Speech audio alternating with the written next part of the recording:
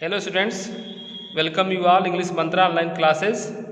In this video, I'll discuss about the third part of the lesson, A Girl with Basket, written by William C. Douglas.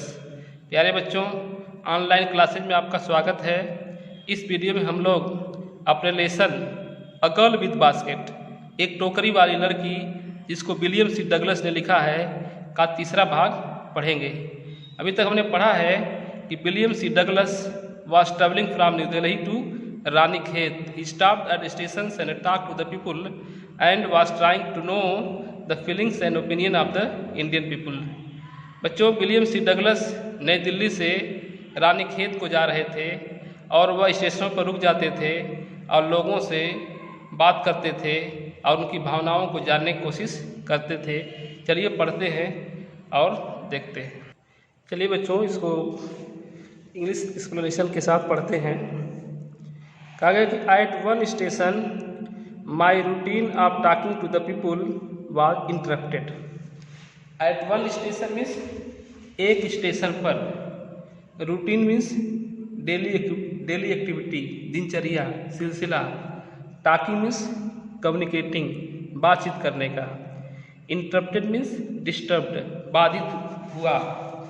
लेखक कहता है कि at one station my routine of talking to the people was interrupted. एक station पर लोगों से मेरा बातचीत करने का सिलसिला या दिनचर्या इंटरप्टेड अर्थात डिस्टर्ब्ड, बाधित हुआ। एक स्टेशन पर लोगों से मेरा बातचीत करने का सिलसिला बाधित हुआ। We try to know that what writer want to say in this line. हम जानने की कोशिश करें कि इस लाइन में लेखक क्या कहना चाहता है। Writer say that he was travelling by train and he stopped at stations and talk to the people which was his daily routine, but at one station he daily activity communicating to the people was disturbed. लेखक कहता है कि वह रेलगाड़ी से यात्रा कर रहा था, वह स्टेशनों पर रुक जाता था, लोगों से बातें करता था, यही उसका डेली रूटीन था। लेकिन एक स्टेशन पर लोगों से बातचीत करने का उनका दिनचर्या बाधित हुआ। आगे देखते हैं।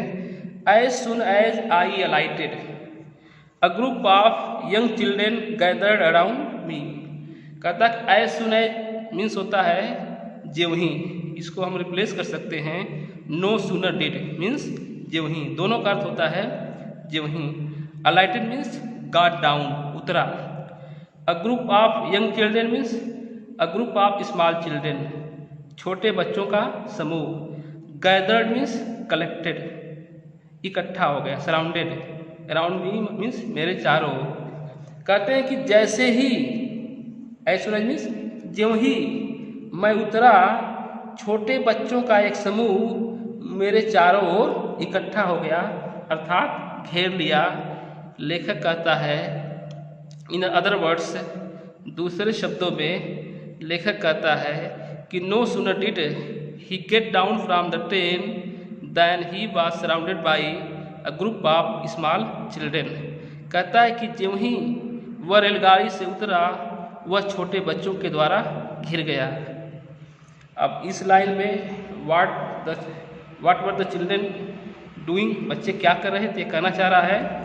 कह रहा है कि they were selling baskets, hand woven reed baskets with simple design and patterns.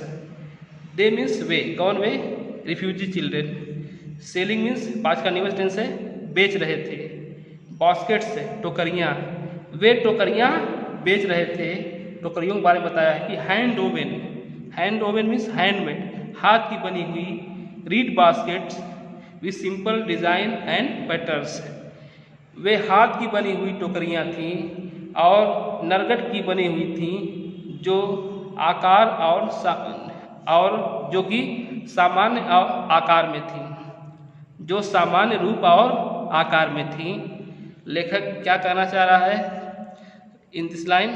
कहता है कि they were handmade sellers of articles like baskets and fans with simple designs. तो कहता है कि जो बच्चे थे वे हाथ की बनी हुई टोकरियाँ बेच रहे थे, जैसे कि जो कि सिंपल डिजाइन और आकार में सामान्य थी, रूप में सामान्य थी। आगे देखते हैं, they held baskets high shouting words I did not know but conveying unmistakably their desire. लेखक कहता है कि दे हेल्ड, होल्ड का सेकेंड फॉर्म हेल्ड, पकड़े हुए थे, होल्ड हाई मीन्स ऊंचा उठाए हुए थे अर्थात लिफ्टेड। वे टोकरियों को ऊंचा उठाए हुए थे, shouting means crying with the name of their articles, और सामानों का नाम लेकर के चिल्ला रहे थे। लेखक कहता है कि आई डिड नॉट नो, मैं नहीं जानता कि वे क्या कर रहे थे, बट लेकिन कन्वेइंग मीन्स एक्सप्रेसिंग, वे व्यक्त कर रहे थे, अनमिस्टेकेबली मीन्स क्लियरली, स्पष्ट रूप से, देयर डिजायर मीन्स अपनी इच्छा को। लेखक कहता है कि वे अपनी टोकरियों को ऊंचा उठाए हुए थे और सामानों का नाम लेकर चिल्ला रहे थे। मैं नहीं जानता कि वे क्या कर रहे थे, लेकिन स्पष्ट रूप से वे अपनी इच्छा को व्यक्त कर रहे थे। लेखक क्या कहना चाहता है, इंग्लिश में हम जानने की कोशिश करेंगे। लेट अस से that the basket selling children had lifted their baskets and fans very high and they wanted to sell their article to the writer। कह रहा है कि वे बच्चे जो टोकरियाँ बेच रहे थे अपने पंखों को ऊंचा उठाए हुए थे और लेखक को बेचना चाहते थे। Writer says that he being an American and an English speaking person could not understand their language but he understood there Dzire clearly. लेखक कहता है कि वह एक अमेरिकन होने के कारण और एक अंग्रेजी बोलने वाले व्यक्ति के होने के कारण वह उनकी भाषा को नहीं समझ पा रहा था, लेकिन उनकी इच्छाओं को स्पष्ट रूप से समझ ले रहा था। That they wanted to sell their article to him, कि वे बच्चे उसे अपना सामान बेचना चाह रहे हैं। चलिए अगला पैराग्राफ देखते हैं, क्या लेखक कहता है। कहता है कि these were refugee children, these means a, refugee means शरणार्थी। रिफ्यूजी मीन्स क्या होता है, one who came to a country for shelter. Refuge, वह जो रिफ्यूज के लिए आता है, शेल्टर के लिए आता है, शरण के लिए आता है, उसे रिफ्यूजी कहते हैं। तो कहता है कि वे शरणार्थी बच्चे थे, वे शरणार्थी बच्चे थे। क्या डिस्क्राइब करता है this paragraph? In this paragraph, the writer describes about the basket selling children who were trying to sell their basket to the writer।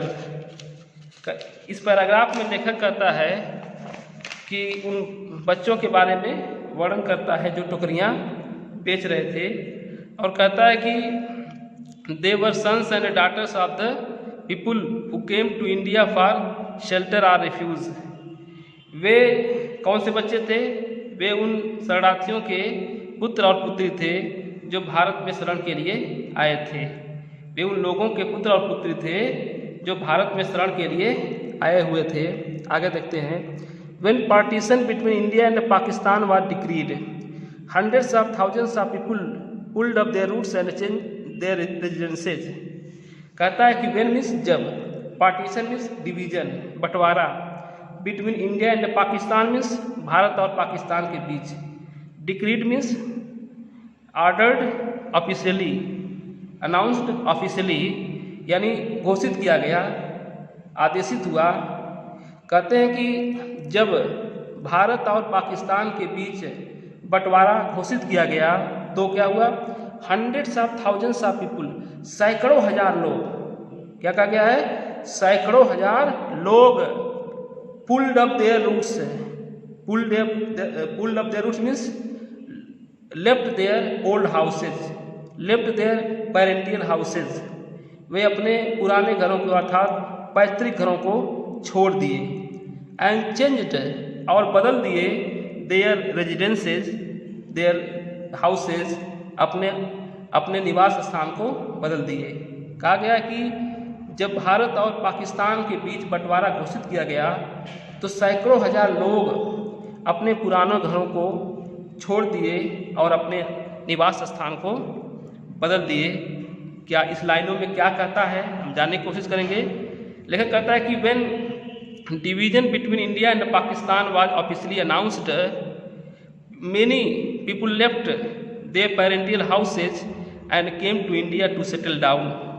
जब भारत और पाकिस्तान के बीच बंटवारा घोषित किया गया तो बहुत से लोग पाकिस्तान को छोड़ दिए, अपने पाकिस्तान में अपने पैतृक घरों को छोड़ दिए और भारत में बसने के लिए चले आए।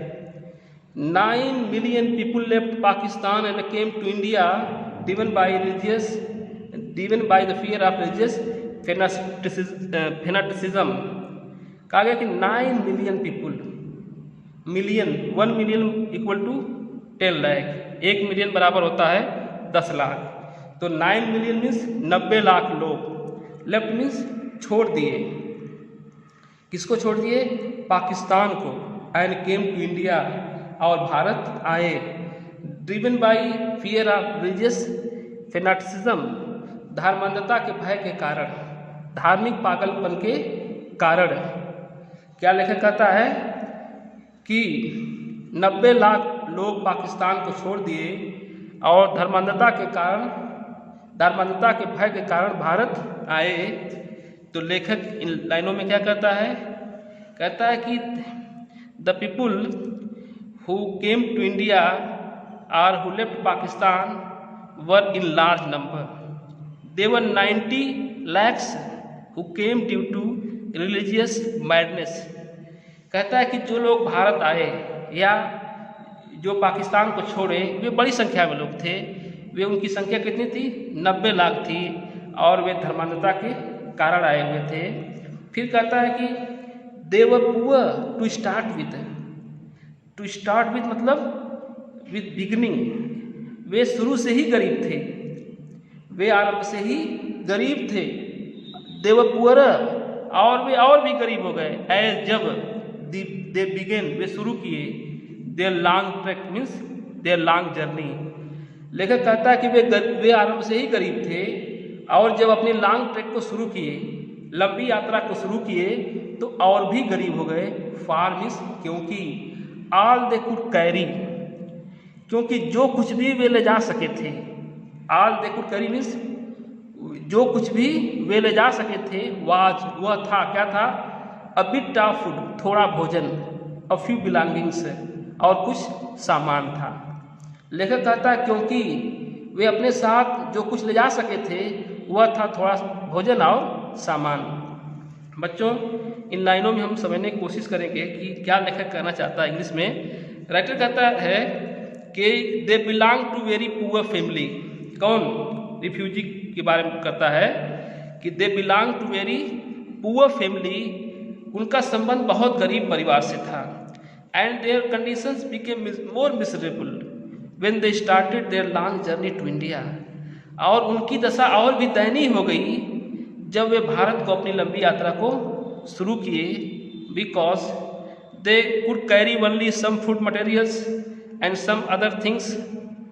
लेखक कहता है कि क्योंकि वे अपने साथ बहुत थोड़ा ही भोजन का वाला सामान और दूसरी चीज़ें ला सके थे। आगे पढ़ेंगे।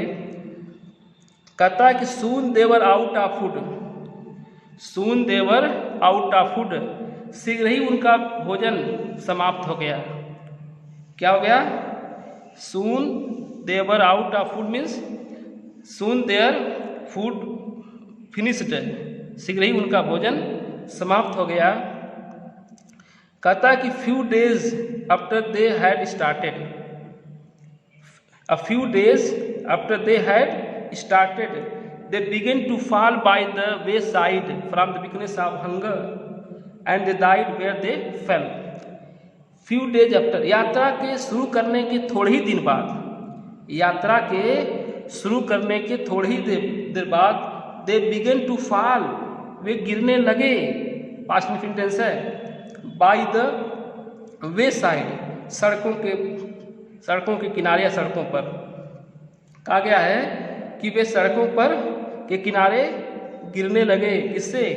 फ्रॉम वीकनेस ऑफ हंगर, भूख की कमजोरी के कारण।